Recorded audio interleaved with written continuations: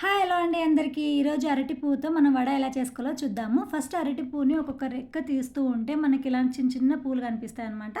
దీన్ని మనం పైనంతా కవర్ తీసేసి మిడిల్‌లో ఒకటి రౌండ్‌గా ఉంటుందనమాట. అది మాత్రమే తీసి పడేయాల. మిగతావన్నీ కూడా మనము ఉప్పు, పసుపు నీళ్ళల్లో వేసుకొని అన్ని క్లీన్‌గా చేసుకోవాలనమాట.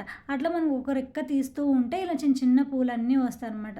సేమ్ ప్రాసెస్‌లో అన్నీ అలానే చేయాలనమాట. కొద్దిగా లెంతీ ప్రాసెసే ఇది. కానీ మంచిగా వాష్ చేసుకోవాలి. లేకపోతే ఒగురు వచ్చేస్తదనమాట.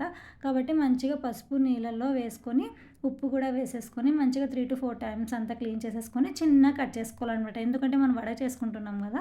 కాబట్టి. తర్వాత పచ్చనిపప్పు ఒక 3-4 హవర్స్ ముందే నానపెట్టేసుకొని దాంట్లోకి మిక్సీ జార్‌లోకి వచ్చేసి పచ్చిమిరపకాయలు, ఎల్లిపాయలు, అల్లము, జీలకర్ర తర్వాత పచ్చెనగపప్పు కూడా వేసేసి బాగా మిక్సీ కొట్టుకున్న తర్వాత కొన్ని ఆనియన్స్, కొత్తిమీరి, కరివేపాకు కూడా వేయాలి. తర్వాత అరటి పువ్వు కూడా వేసేసుకొని తర్వాత మనం తగినంత ఉప్పు వేసుకొని పసుపు కూడా వేసుకోవాలనమాట. మంచిగా వడలాగా చేసుకొని ఆయిల్‌లో వేసేసుకోవాలనమాట. ఆయిల్ బాగా మరుగుతున్నప్పుడు సిమ్‌లో పెట్టేసుకొని ఒక 7-8 మినిట్స్ సిమ్‌లోనే పెట్టుకొని మంచిగా ఫ్రై చేసుకోవాలనమాట. ఎందుకంటే లోపలంతా కూడా ఉడకాలి కదా!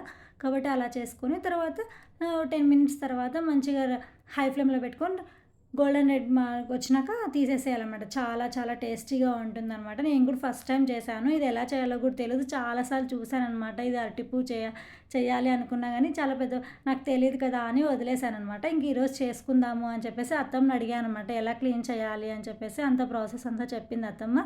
ఇంకా వడ చేయడం ఈజీనే కాబట్టి ఇంకా అంత ఈజీగా చేసేసాననమాట. చాలా టేస్టీగా ఉంది. కొద్దిగా అది తీయడం మాత్రం కొద్దిగా ప్రాసెస్ ఉంటుంది కానీ చేసుకుంటే చాలా టేస్టీగా ఉంటుంది. హెల్తీ కూడా కదా! కాబట్టి చేశాననమాట. Okay friends, bye.